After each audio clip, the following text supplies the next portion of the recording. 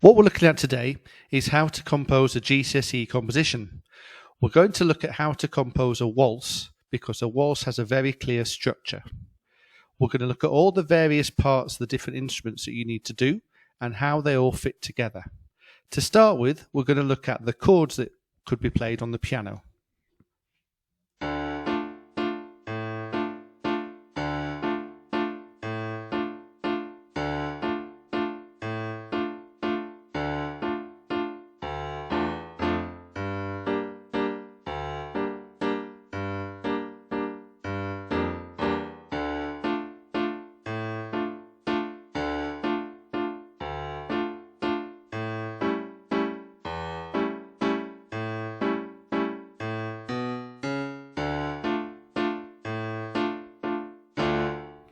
So that's for the section A of my waltz. So you can see that's this section here.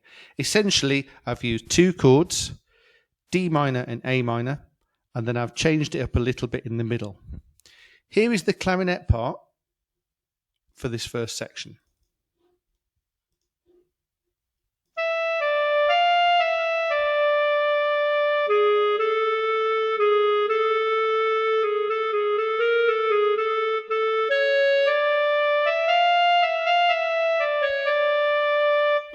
Now, what you will notice with this clarinet melody is it's mainly conjunct.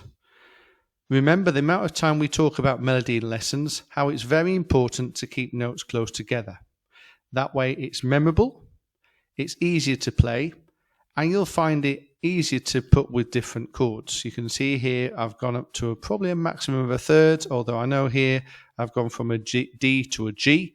But that's the only real jump I've done because the rest of it is mainly conjunct. Here is the piece in the first section.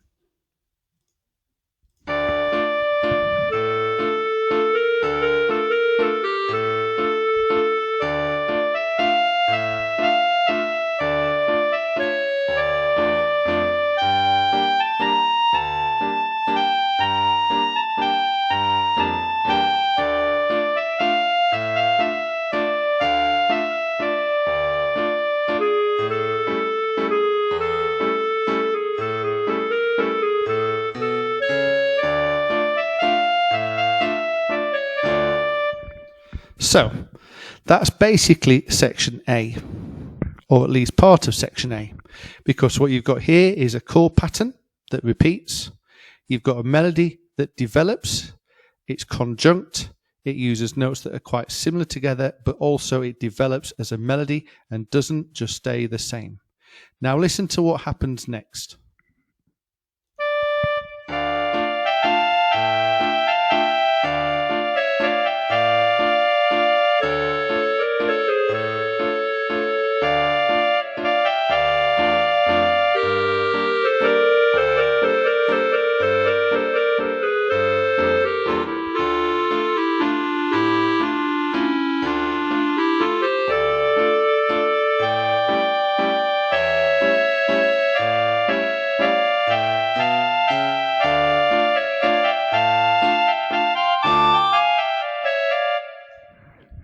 What you may have picked up there is that the second clarinet part here is in harmony with the first clarinet part.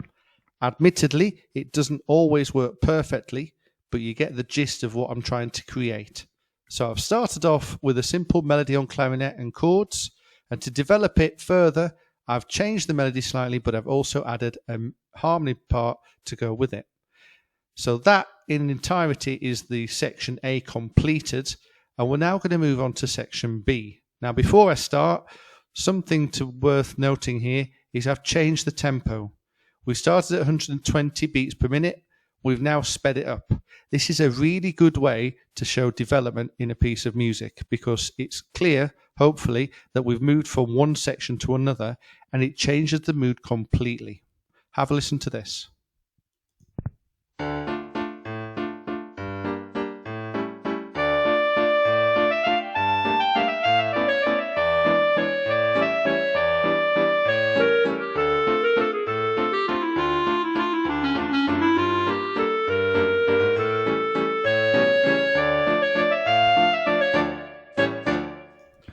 So we've got the start of section B here.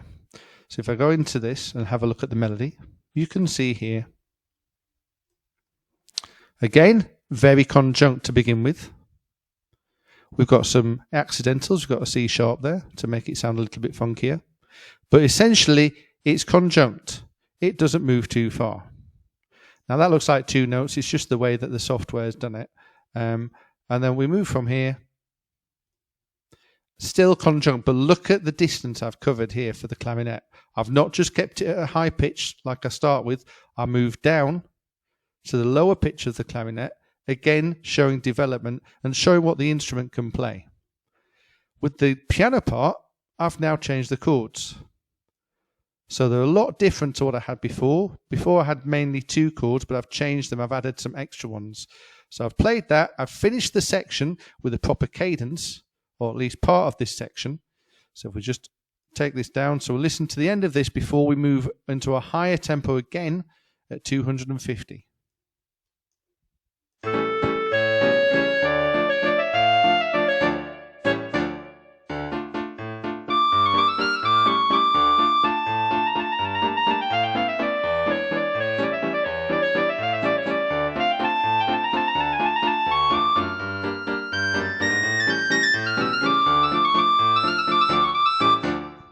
So essentially, same chords on the piano, just repeated at a much faster tempo, and the clarinet melody has been put up in pitch. So if we look at this, you can see now it's towards the top of its register. So when you get marked on your composition, part of it is to see whether you've used the instrument to its full capabilities. So what I've done in this piece, I've used the clarinet at its lowest pitch, its middle pitch, and its highest pitch, to show development and show that I actually understand what the clarinet can play. So if we go to the end of this section, this is essentially the end of section B before we finish on this final section here.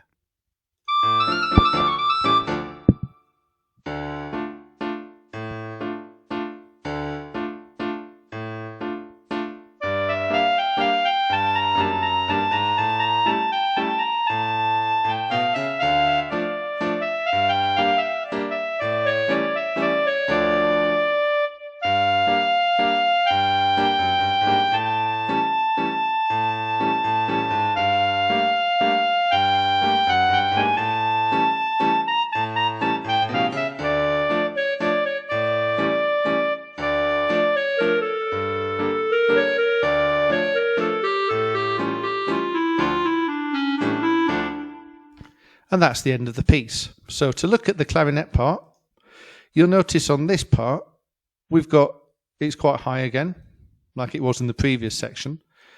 But also, I've got some longer held notes you can see here on the D, the F. And you'll also notice some rests. Now, there is no law when you write a melody to say that you have to play on every single beat and you always have to play a certain rhythm. Well, you can see there's lots of held notes before I move on to a quicker melody here. So, key things to take from this composition. Melody, it must develop. Not only must it develop, it must use elements of the instrument that can play it. So use different pitch settings. So from the lowest pitch that the instrument can play to the highest. You can vary the tempo. You can see here I went from 120 to 200 to 250, back to 120 for the repeat or the finish of section A. It wasn't quite the same as we started with, but it was related in some way. I've done harmony. I've got 2 clarinet parts here. I've changed the chords in certain places, but in other places, I've just copied them and they've just been sped up. So lots to consider here on how to do a GCSE composition, with the focus being on development of both the melody and the structure and the tempo. Remember, ideally, a structure should be A, B, A as a minimum, if not A, B, A, C, A, or as long as you want to make it. But there has to be clear differences between each sections, and there must be development within each section. It's not enough just to repeat the same ideas, but maybe on a different instrument.